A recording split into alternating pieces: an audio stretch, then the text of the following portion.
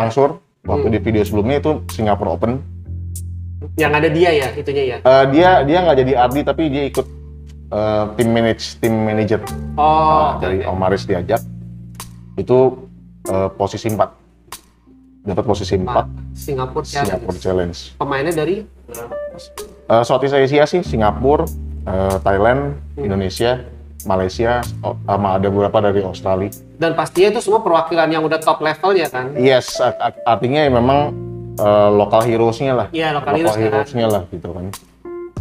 My Hero Academia, ya kan? Dan akhirnya ikut World Championship pertama kali di 2012 di Thailand. World Championship IFMAR. Wow. IFMAR pertama kali ikut di Thailand tahun 2012 Super 10 engine. Wow. Artinya memang dari medio 2009 sampai 2014 itu memang konsernya di Super 10 engine. Oh, oke. IFMAR. Ikut IFMAR. Dia balap IFMAR ternyata kan? Pernah ikut IFMAR. Ya, rasanya udah tercatat intinya. Pernah mau sekali mau 2 kali udah pernah. Oke. Waktu itu yang paling memorable itu adalah, jadi kalau IFMAR itu kita praktisnya banyak. Dari hari Selasa sampai Kamis itu praktis, baru Jumat Sabtu qualifying, Sabtu itu lower final, baru minggunya main final ya kan. Kayak begitu lah. Iya, kita datang tuh hari Senin. Jadi hari Senin landing, registration di tracknya, Selasa baru mulai praktis. Dan itu full day gitu kan. Dan yang paling memorable-nya adalah waktu qualifying itu berarti kan kita di seeding dari hasil praktis. Labnya, fastest lap apa total lap? Dulu itu istilahnya 3 laps konsekutif, jadi 3 lap berurutan itu dijumlahin berapa, misalnya 1 lap 10 detik. 3 lap berarti 30 detik ya, nah 30 detiknya itu yang dia berurutan. Nah waktu itu yang paling memorable adalah satu grup sama Ronald Volker. Yes. Satu grup, latihannya? Enggak, qualifying. Qualifying ya? Berarti hasil seeding practice-nya sama waktunya. Iya. Udah satu grup gitu. Mantap. Waktu itu sama Ronald Volker dan kita duduknya berdiri di directionnya sebelahan. Sulit mungkin bisa dijelaskan. Ronald Volker itu dia juara IFMAR electric on road, Super 10 electric on road, one of the best sampai sekarang. Ya, itu mungkin kalau di F1 tuh Lewis Hamilton-nya lah. Artinya kalau udah Volker ya udah dan selesai. Itu FTA buat penonton mungkin yang baru ya mungkin yang agak awam, mungkin kalau di dunia Super 10 electric on road memang pinnacle-nya sih si Ronald Volker. Ronald Volker. Dia sekarang dulu dikenal sebagai balapnya Yokomo. Tapi sekarang Yokomo ya? Dulu Yokomo dia lama. Sekarang udah pindah ke Mugen Seiki. Gue tahu pas udah Mugen Seiki sih. Iya, dulu Yokomo dia sekitar 10 tahun. Jadi Volker is everything lah kalau di dunia itulah. Waktu itu satu grup. Lo itu, merasakan merinding, gue tadi merinding lo dari cerita dia, gila tuh keren banget katanya. Itu dari ya Volker sama saya tuh 1 ke 100 lah gitu loh, bisa sebelahan satu grup. Wow. Entah Volkernya lagi bad luck atau apa, cuman artinya segrup ada sesuatu yang bisa ceritain gitu kan. Dan memang dia pure talentnya benar-benar pure. Memang waktu itu mobilnya trouble. Mungkin dia nggak dapet setup atau apa, tapi memang gaya mainnya wow. Bisa gue bilang layak, benar-benar layak memang ya Volker. Bisa gue bilang nggak dia lebih berpengalaman dari lu, segitu lu juga udah diasah banget. Berpengalaman pasti dan cara, jadi sebenarnya yang saya lihat mungkin kalau kita bisa bahas apa sih bedanya driver kita sama driver luar. Sebenarnya kita punya fisik yang bisa compete sama mereka. Artinya sorry to say, kalau main bola, sepak bola, mau kayak apa juga stamina kita menit 60 udah habis kan. Nonton timnas kan sama pemain Eropa misalnya. Yes, mau dibandingin mau di trainingnya kayak apa. Selalu kan masalahnya kan kalau main bola kan ya udah gitu aja kan. Fisiknya memang beda gitu kan. Tinggi badan, terus stamina badan. Itu kan memang ya sorry to say mau dikeluarin budget seberapa juga. Kan? Tapi kalau di Asia itu kita bisa banget. Even di level Southeast Asia kita secara skill ya, sama orang Thailand sama Singapura kita nggak kalah. Yang membedakan kita adalah knowledge kita tentang si mobil sendiri. Knowledge dalam arti pengetahuan, pengetahuan nyeting, beradaptasi dengan berbagai kondisi track, kondisi pagi gimana, siang gimana, sore gimana. Kalau orang Indonesia itu kebanyakan kita mobil udah enak ya udah. Oh. Kita yang adaptasi sama track. Cuman kalau mereka tuh benar-benar mereka punya settingan pagi gimana, siang gimana. Artinya nguliknya jauh. Bukan cuma setting kitnya aja, tapi setting kayak kondisi alam, kondisi tracknya. Ya, artinya kita kan pasti belajar untuk nyeting mobil itu kan pasti kita pertama ngerakit kan. Kita tahu ngerakit, terus biasanya kita textbook dari setup sheet gitu kan. Oh setup sheet siapa, ikutin. Kalau orang luar itu mereka sudah bisa bikin versi mereka sendiri gitu. Artinya kalau ada tiga kondisi track di satu sirkuit yang sama, mereka tuh bisa bikin 3 setup sheet yang berbeda. Untuk pagi, untuk siang, untuk sore gitu ya. Terus siang kalau misalnya terik atau siang lagi mendung. Oh iya, mereka tuh udah tahu arahnya kemana. Siang aja bisa terik, bisa mendung aja. Yang mendungnya bisa licin, mendungnya bisa gede banget. Gue dengerin pusing. Memang. Pusing gue. Tapi memang kalau kita mau improve ya kita mesti belajar. Iya. Dan mungkin kalau bisa di speed up, satu hal yang bisa bikin saya lebih pede ya. Saya nggak bilang lebih hebat enggak, karena selalu akan ada yang lebih hebat. Tapi lebih pede adalah ketika saya bisa megang mobil sendiri. Artinya full kontrol sama setup mobil. Karena memang terbiasa dari saat main engine itu sama mekanik. Jadi setiap kali main itu ya setup saya cuma bilang under sama over. Mempercayakan semua itu ke mekanik aja udah. Mobilnya under nih, saya dulu sama Mas Puun kan. Dulu kita lama sama Mas Puun jalanin, pokoknya Mas Puun mobilnya under. Mas Puun rubah. Langsung mobilnya over gitu. Tanpa saya tahu, itu maksudnya saya nggak tahu. Nggak tahu. Dan ternyata begitu saya belajar, ini apa sih yang mesti diubah? Gitu. Kok kalau dirubah ini hasilnya begini, kok dirubah sedikit aja hasilnya bisa, efeknya bisa immediate, hebat gitu. Ketika saya mulai belajar itu, semua jadi lebih baik, jauh lebih baik. Berarti selepas dari kejuaraan internasional itu? Mulai belajar pegang mobil sendiri. Oh gitu? Lah selama ini berarti dari mini Z apa itu bokap? Bokap. Oh. Ya, saya pemain. Iya. Murni pembalap. Yes. Akhirnya kita cuma tahu pasang baterai, buka baterai, kalau di mini Z ya dipuas-puasin. Terus ya sama main Super 10 juga nggak tahu tuh camber mesti diapain, tuin diapain. Kalau tuh ini nggak buru-buru ke sana, nggak. Kita mau muter baut aja takut berubah banyak. Kan pasti kan sebagai itu kan ngeliat detail nggak, kita berubah lagi. Oh. Tapi memang kalau mau improve ya mesti belajar. Iya. Artinya memang step pertamanya itu udah ngerakit mobil sendiri. Nggak, omongan lu ini gue jadi ingat kata-kata pembalap Valentino Rossi di MotoGP. Jadi waktu itu kan dia sempat mau di hire sama Honda lagi. Dia menolak karena kalau dia ke Honda motornya yang bagus, bukan dianya. Dan kalau dia di Yamaha kasih dia kebebasan untuk nyeting motor sendiri. Dan itu dia pilih gitu loh. Karena dia bilang percuma gue di Yamaha tuh ngebuktiin kenapa Yamaha bisa menang, jago lah, kencang. Sebenarnya bukan motornya, tapi karena dia bisa nguasain motornya dengan baik. Dia bisa improve motornya kan. Iya, itu omongan lu jadi inget temen gue gitu tuh.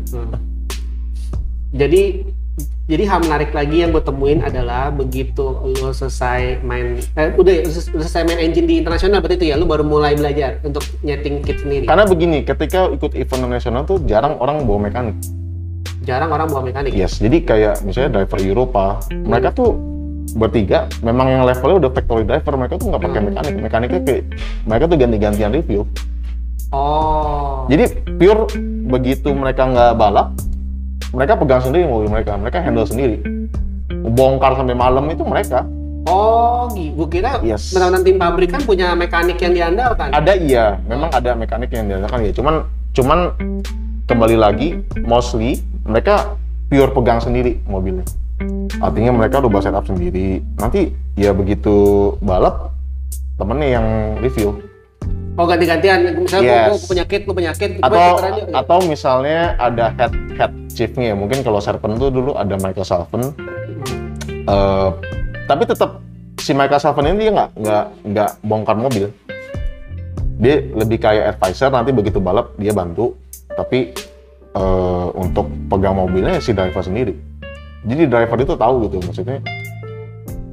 Inilah perbedaan mobil dipegang mekanik sama mobil pegang driver adalah driver itu kan nyetir. Ya. Nyetir mobil, mereka tahu kondisinya, mereka tahu apa yang mesti diubah. Kalau mekanik kan mungkin lebih ke berdasarkan apa yang dia lihat kan. Ya, alasannya dia mendengarkan si pembalap. Yes. Gua kenapa nih mobil gua melintir dulu nih, kenapa ya kan gitu. Tapi sebenarnya kalau di luar itu disebutnya bukan mekanik sih ya. Mungkin cuma di Indonesia yang diplesetin jadi mekanik. Gue baru tahu nih. Sebenarnya disebutnya apa ya? Mungkin kalau di elektrik sekarang ini yang terkenal dari tim X itu Bruno Coelho, orang Portugal. Aku nggak tahu. Nah. Bruno Coelho ini sekarang generasi selanjutnya si Ronald Volker. Di one of the best sekarang namanya Bruno. Istilahnya Bruno. Gua kalau untuk itu pengetahuan gue kurang nih. Yes, pokoknya. Jadi secara garis besar sekarang yang one of the best namanya Bruno Coelho. Oke. Dia dulu pure pembalap. Oke. Dan dia dari si tim X-Ray ini dia dipercayain satu orang namanya Francesco Martini. Orangnya tinggi. Dia itu one of chief designer yang untuk kit X-Ray ya. Kit X-ray. Jadi memang si Francesco ini sama Bruno tuh tandem terus. Kemana-mana tuh mereka kalau balap kesana kemarin mereka pasti berdua. Jadi Bruno ini dia setting mobil. Dia bongkar mobil sesuai arahannya si Francesco, si Martini ini. Martini tuh ngeliatin sirkuit. Pergerakan. Dia liatin kondisi track gimana, dia liatin di run sebelumnya tuh kondisi gripnya gimana. Mereka berdua compile, discuss, advice, jadilah mobilnya si Bruno itu. Jadi bukan serta-merta dia punya Martini dilempar semua Martini dia leha-leha main game di ini enggak. Oh tuh, bentar. Adrian, lu ya, tuh kayak gitu dong tuh. Jadi apa bisa ngeliatin mobil gue, lo tahu gitu kenapa bannya bisa gini sama keren gitu dong. Tuh kayak tadi keren banget gitu. Ya, itu gue yang bisa nemenin gue. Ya, belajar ya.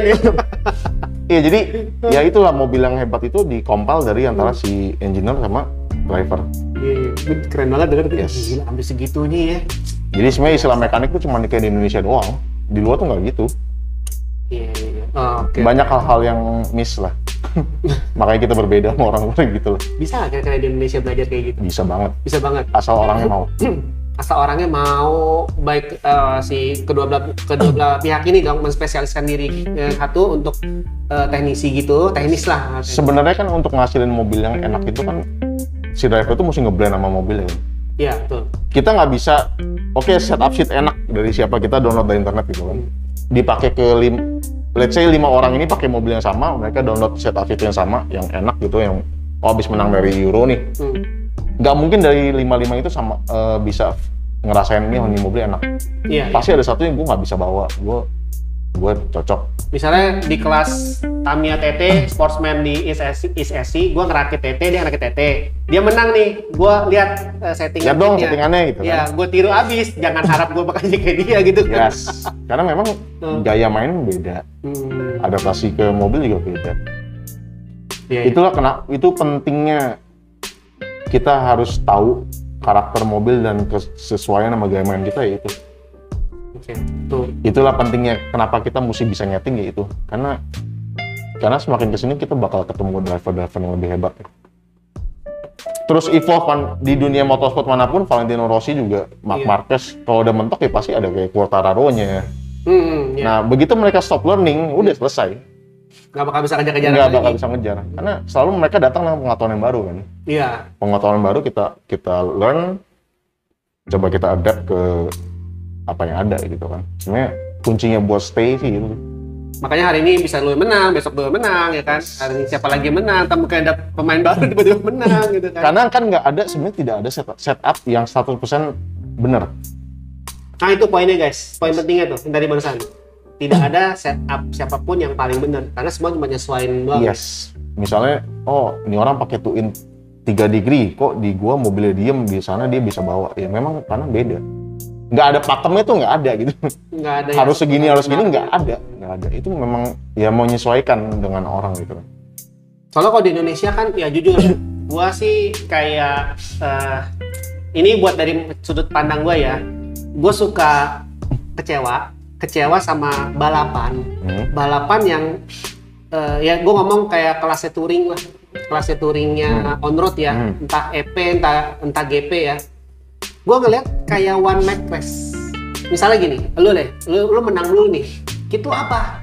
X-ray, semua beli X-ray. X-ray, yes. Dan ya. Pakai body apa? Body ini misalnya A semua. Ikuti semua A. Gue bilang ya kenapa gue suka ngobrol sama Vincente yang di Filipina. Dia ngomong kalau sebenarnya gue juga nggak suka model gitu. Gue suka bereksperimen gitu kan. Bahkan dia terapin itu kan ke komunitasnya yang di Filipina ya kan. Dan jujur gue seneng. Masalahnya mau diterapin ke orang Indonesia. Gue kan podcast juga sama Vincent ya. Vincent tuh bareng. Dulu kita bareng di timnya sama. Dia bilang di yang Senayan itu ya. GP, yes. Itu dia juga bilang kalau orang Indonesia agak susah terapin gitu. Karena salah satunya adalah yang tadi gue bilang itu. Oh, yang juara satu siapa nih? Bowie, gue pakai apa? X-ray. Oh, semua beli X-ray. Bowie pakai apa? Saya pakai itu salah satu tradisi ya. Jadi ngikutin mobil yang World Champ apa. Jadi World Champ-nya apa tahun itu semua ngikutin itu. Padahal itulah setelah puji Tuhan punya kesempatan untuk ikut kayak IFMAR gitu tuh kita tuh kayak buka mata gitu. Nah, buat lu maksud buat Bowie. Yes. Okay. Let's say mobil yang menang merek A ya, kita nggak ikut merek A. Di tahun itu yang menang merek A. Orang awam pasti akan ngeliat, oh berarti tahun ini paling the best si A ini. Tapi mereka nggak tahu, begitu di World Champ itu mereka tuh bener-bener jadi si tipe A ini tuh punya seri prototipe yang sangat banyak. Jadi let's say contohnya chassis itu mereka kayak bawah tuh bisa ada 20 biji kali dengan shape yang berbeda ya. Dan itu dipakai untuk setiap kondisi. Jadi misalnya kondisi A mereka pakai yang flex untuk yang track loose. Lalu nanti untuk tracknya udah agak grip mereka pakai yang stiff. Jadi artinya sebenarnya mereka menang bukan karena mobil mereka oke, tapi memang di hari balap itu mereka preparasinya paling bagus. Karena gini deh, misalnya dan ini banyak kejadian ya, balap 60 menit si A udah leading sampai menit 58 tiba-tiba trouble. Padahal mobil dia paling kenceng, fastest lap dan kelihatan dia udah layak menang, tapi tiba-tiba menit 58 trouble. Akhirnya yang juara bukan dia, posisi duanya mungkin kalahnya 5 lap. Otomatis si merek B kita sebutnya dia jadi world champ kan untuk tahun itu kan, jadi world champion kan. Ya kita ngeliat di internet pasti berarti dia merek B ini bagus. Yes, padahal kita yang hadir di hari itu kita lihat jelas memang yang dominan yang A. Yes. Tapi kan kita selalu ngeliatnya yang World Champ apa ya kita ngikut aja. Ada beberapa hal-hal di balik layar yang setelah kita ikut World Champ kelas-kelas balap-balap kelas internasional kita bisa tahu gitu. Makanya saya juga nggak terlalu minded sama yang World Champ karena kita tahu maksudnya itu tuh nggak dihasilin dari lu rakit kit, lu balap terus menang juara dunia, enggak loh. Mereka tuh bisa punya 5 tipe mobil yang berbeda, dikompal satu-satu dari ini, pakai ini, jadi ini. Balap pagi. Dan nanti begitu dijual ke publik, ya bukan itu mobil ya. Iya. Jadi tidak ada kit juara dunia yang merubah si customer untuk bisa jadi juara dunia. Nggak ada, itu nggak ada istilahnya. Lu pakai kit World Champ terus bisa langsung improve nyetirnya gitu. Walaupun yang dibeli adalah World Championship Edition. WC Edition lah, you name it lah, European Edition bla bla bla itu kan marketing label marketing mereka kan. Ya oke, jadi ya itu. Inilah kenapa gue bisa menghadirkan seorang Bowie ini tuh biar bisa ngomong langsung gitu loh kan. Kalau gue siapa sih, gue cuma pemain RC biasa doang, mau ngomong apa sih. Tapi kenapa langsung Bowie yang ngomong, karena dia adalah the man in there gitu kan. Dia ada di situ, dia bisa kasih tahu kalau tolonglah Indonesia balapan yang kayak OMR gitu loh. Itu secara penonton, anggaplah gue penonton, itu beneran jadi nggak menarik. Kayak kan open kan pasti kan, semua merek bebas. Tapi kenapa cuma ada 1-2 merek situ gitu loh? Artinya memang ya to be honest kita main asli juga menang kan nggak dapet apa-apa ya selain piala ya. Tapi memang kompetisinya itu kompetisi tahun 2010-an itu memang yang paling menarik buat saya. Jadi di mana di satu pedok besar itu tuh ada beberapa tim di situ. Tim A, tim B, tim C, tim D. Mereka dengan livery seragamnya masing-masing. Seragam kebanggaan. Yes, mereka bawa merek yang beda-beda. Artinya tuh di dalam top 10 di E-Main itu bisa ada 6 merek yang berbeda. Nggak kayak sekarang. Sekarang paling E-Main cuma 2 merek lah. Kalau nggak XY, SA, bla bla bla bla gitu kan. Dulu itu bisa benar-benar beda dan memang tight sekali. Artinya kita latihan tuh juga lebih ada determinasi gitu ya. Karena nggak melulu dia yang juara, bisa beda-beda. Itu sekitar tahun 2010 2011 lah. Sekarang memang udah beda sana. Karena memang boleh diakuin pemainnya berkurang ya. Oh, karena pemain berkurang. Ya, pemain berkurang memang yang ya pandemi juga kan. Pandemi kita coba hidupin lagi, makanya di ASI memang ya kita kembali merangkul lah teman-teman yang dulu mainnya getol gitu. Yuk, lagi yuk. Fun aja lah gitu kan. Ini jangan sampai mati gitu. Makanya kenapa di ASI saya selalu push untuk mesti ada event tiap bulan. Oh ya, sorry. Untuk for your info, sekarang Bowie ini yang mengurus lah ya, mengurus ISRC gitu gimana? Sebenarnya saya sama Arya, cuman Om Arya lagi ada kesibukan lain. Dan kebetulan sejak pandemi ada beberapa kesibukan gitu kan, ada bisnis baru. Jadi ya mencoba mengkondak lagi lah setelah PSBB kelar, kita bisa kumpulin berapa orang, ayolah kita hidupin lagi. Nah ya oke, berarti kalau kalian main ke ISRC, sirkuit RC on road, apa yang buat main balap ya, maksudnya on road yang buat main balap itu di Jakarta hanya tinggal ISRC, dan ISRC itu pengelolanya, pengurusnya apa lagi ya? Inilah Bowie ini. Jadi yang ngadain lomba, ya kan, yang ngatur lomba, ya kan. Dan mungkin kebetulan pas ada podcast ya, jadi ada stigma yang mengatakan bahwa yang main di ISRC itu harus yang profesional, tidak sama sekali. Oke, dengar diri ya. Jadi everybody is welcome to come, gitu kan. Semua mau yang baru mau main, mau yang udah ada on road cuman nggak tahu ada tracknya di mana, ayo silakan. Selama saya ada waktu luang, saya datang ke ISRC, pasti saya akan bantu. Ada juga ada Mas Anto juga di sana. Oh iya. Kita semua bantu kok. Kita nggak ada yang didiemin gitu, nggak. Artinya kalau memang butuh bantuan, advice apa, datang, ayo kita ngobrol, kita butuh. Kalian butuhnya apa? Mau mainnya kayak apa? Jangan segan-segan untuk minta tolong. LSC dikasih tahu ke Bowie dan Anto. Yes, ya kan, Mas Anto standby terus di sana. Bisa nanti kontak-kontak ke dia. Mau rakit pun juga bisa ke dia. Kita pasti bantu kalian buat improve, buat bagaimana sih main ASI yang happy itu, main ASI yang fun, yang worth it tuh kayak apa sih ya? Kita pasti bantu. Fun di sini mungkin gue bisa. Fun di sini mungkin bisa diartiin sebagai kalian bisa nyetir mobil kalian dengan baik lah. Kalian tidak akan struggle mengenal mobil kalian. Ya, let's say upgrade-nya pun bener ya gitu. Yes, kita arahin, kita tidak mengarahkan orang untuk menjadi head on. Artinya beli ini, tapi di bawahnya nggak enak, tapi kita maksimalin apa yang ada. Ya kalau lo mau lebih enak, misalnya, mobil gua kok melintir mulu sih, ya lu ganti ban dulu gitu kan. Iya kan? Artinya kita nggak, lo ganti ini enggak. Lihat dulu apa yang salah gitu kan. Karena sebenarnya semua mobil punya potensial kan. Tinggal sejauh mana sih bisa di. Oke, jadi itu ya buat teman-teman tadi FPI yang berharga banget buat main ke IS, jangan takut. Semua pakai kit murah pun masih kit ya. Never mind. Gua nyebut mereknya nggak apa sih, kayak HSP gitu, oke lah ya. Oke.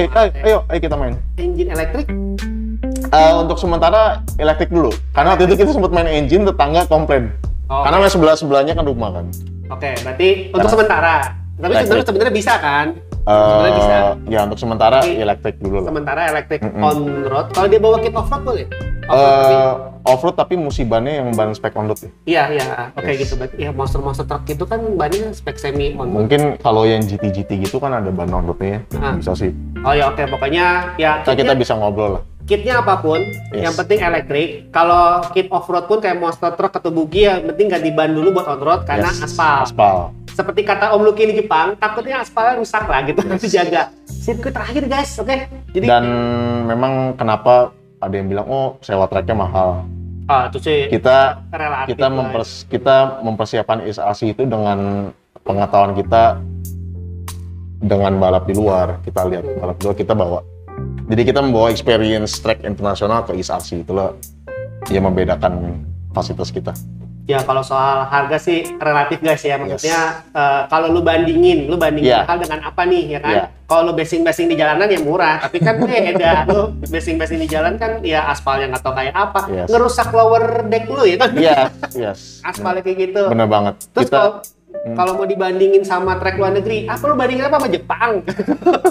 Jepang sekali main 500.000 cuy. Iya. Udah gitu mainnya diatur lagi.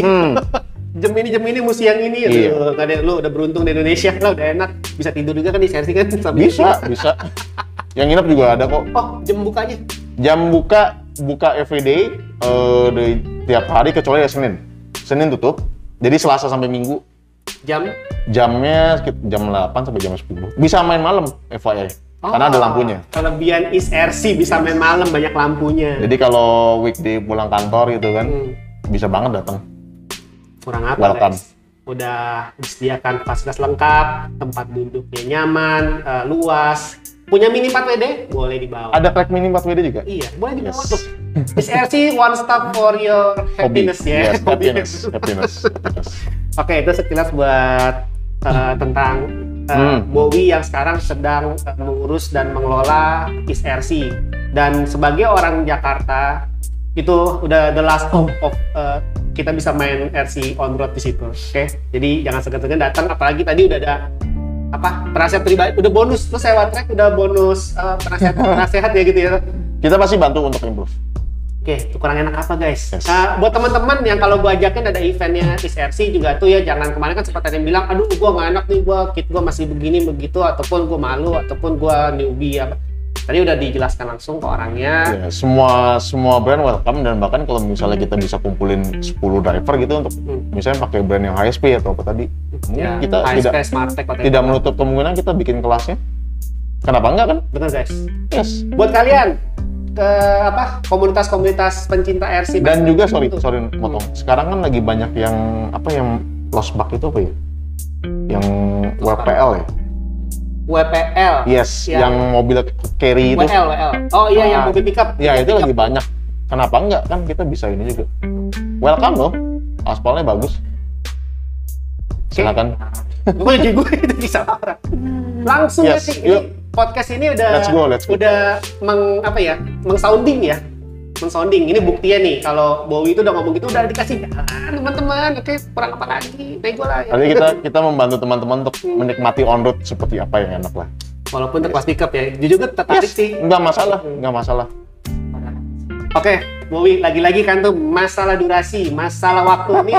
50% ini belum ada di Kupas. Tadi kenapa gue paksa masuk ke ICRC itu ya? Durasi ya? Iya.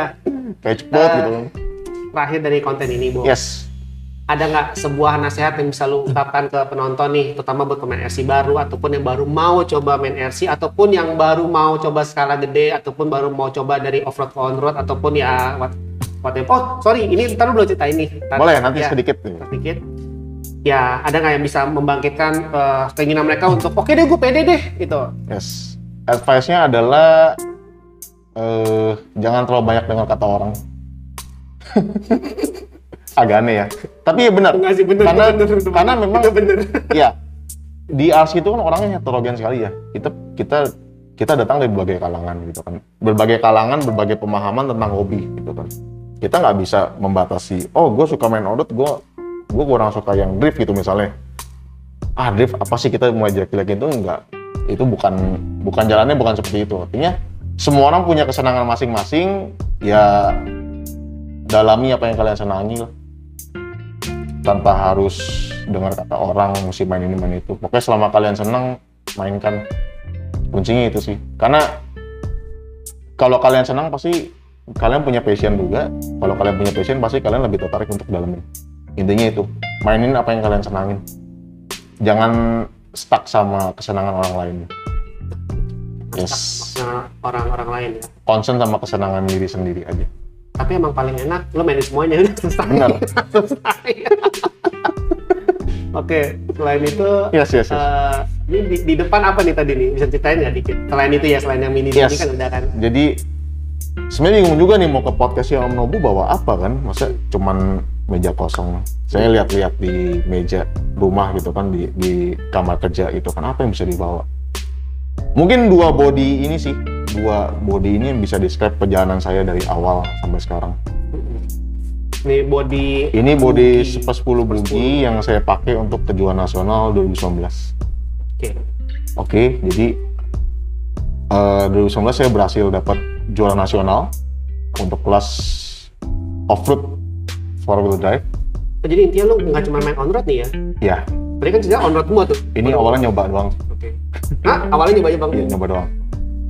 Jadi betapa saya belajar dari si Mini Z Pamanara yang beli di tukang kain hingga bisa sampai ini achieve piala juara nasional. Ini jarak dari sini ke sini ada begitu banyak orang baik, orang yang berkelimpahan rezeki yang membantu saya untuk bisa ada di hobi ini.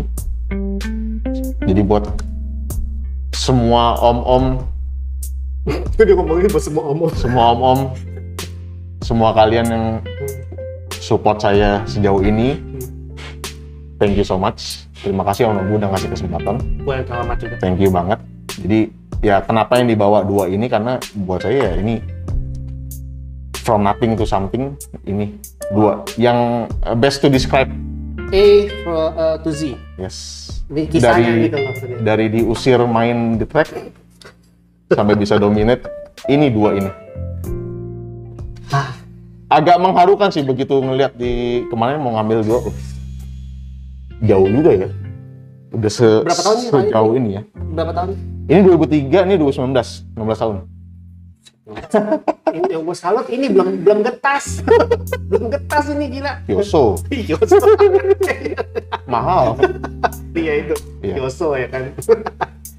Jadi ya inilah, maksudnya ya selama hidup punya sesuatu yang saya gemari ya udah kayak jatuh cinta banget ya.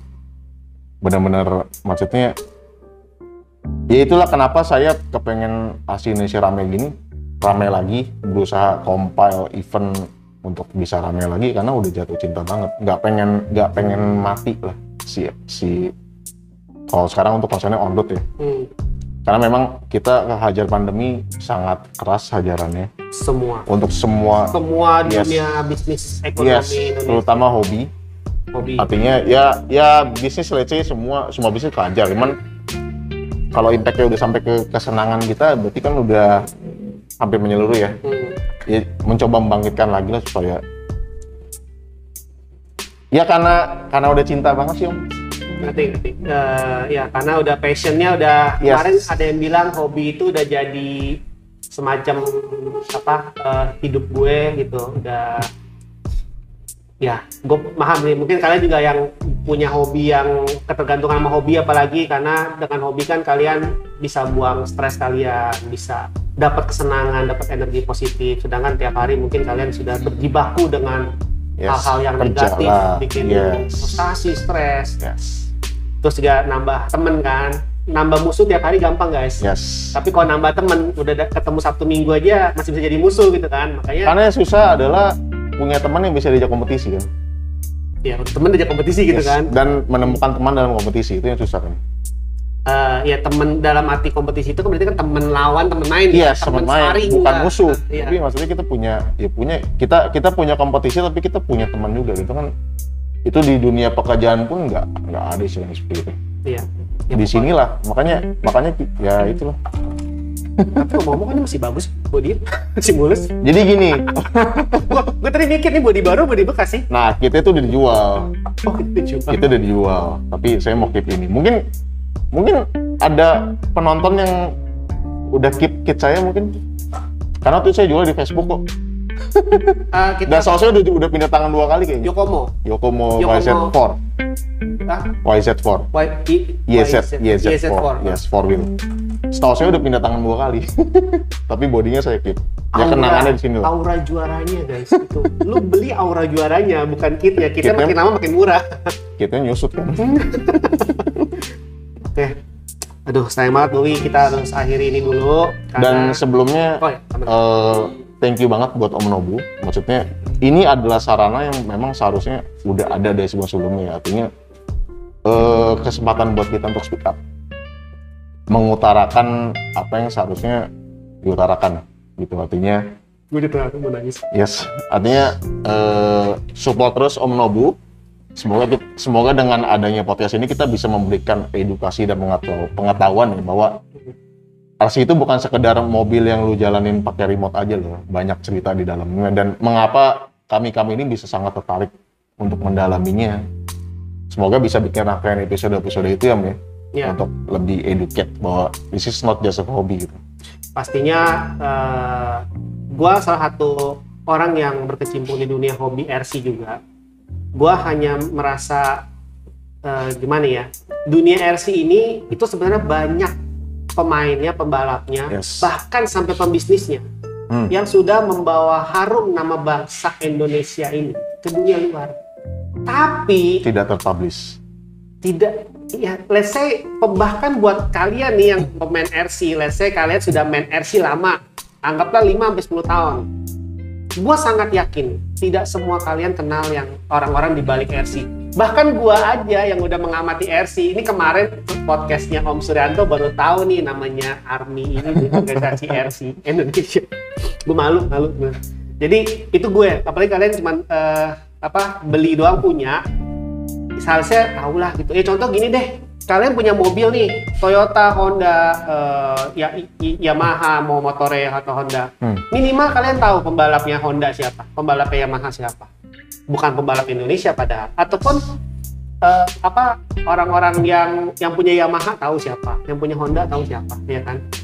Tapi mereka nggak bawa nama harum, nama bangsa Indonesia misalnya gitu. Kalian cuma tahu doang kan.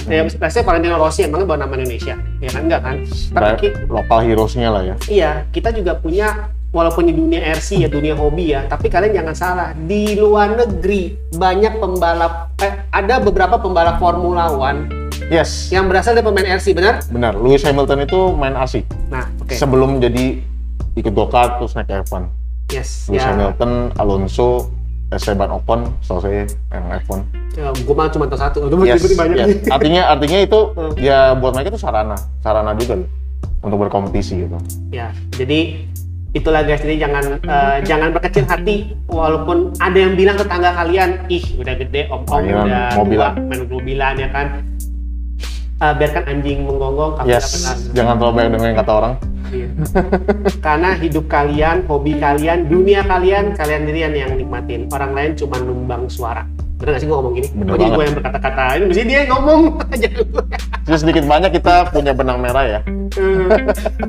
Oke, itu gue sebagai pemain RC juga, hobi RC juga, gue bisa ngomong gitu, ya menyampaikan tambahan lah. Karena gue juga sebenarnya pengen ngomong sih, karena gue sebagai pemain RC, ada yang mau gue sampaikan ke penonton. Yes, pasti. Yuk, RC ini mari kita jalin lagi bersama-sama, kita punya banyak teman, dan buat kalian yang di Jakarta, udah ada sarananya lengkap lah ya gitu ya. Fasilitas. Udah nggak ada halangan lagi, tinggal menumbuhkan minat kalian aja untuk bergabung, main bareng gitu ya. Ada sarananya udah, kayak ibaratnya lu pengen fitness, lu mau nge-gym, ada gymnya udah lengkap lagi. Yes, semua alatnya lengkap. Dan Oke. kita we never left you behind lah. Artinya kita yuk bareng-bareng yuk. Kita nikmatilah RC ini seperti apa sih, seperti seharusnya kayak apa sih. Oh, soal ISRC. ISRC kemarin sih udah sempet ditanya ke Om Suryanto juga. Ada rencana mau digedein atau pindah tempat yang gede?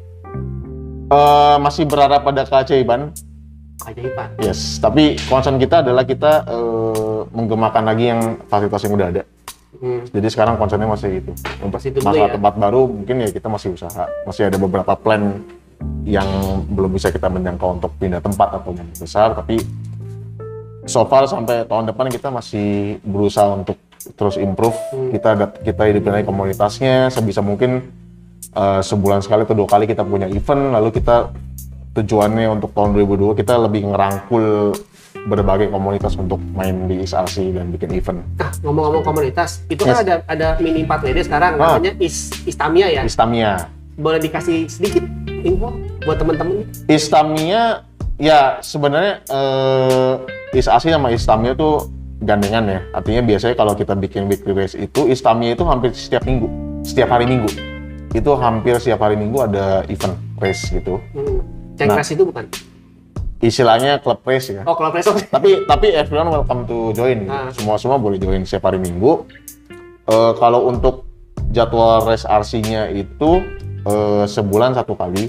Nanti biasanya kita announce di sosial media kita di ISRC Racing di Facebook ya. Nanti gue bantu di community Siap. YouTube gue juga gue infoin. Siap. Jadi kalau balap Tamiya-nya itu mini 4 WD-nya itu hampir setiap hari Minggu. Oke. Lalu untuk yang RC-nya itu 1 bulan sekali, tanggalnya biasanya pasti kita announce di sosial media. Oke.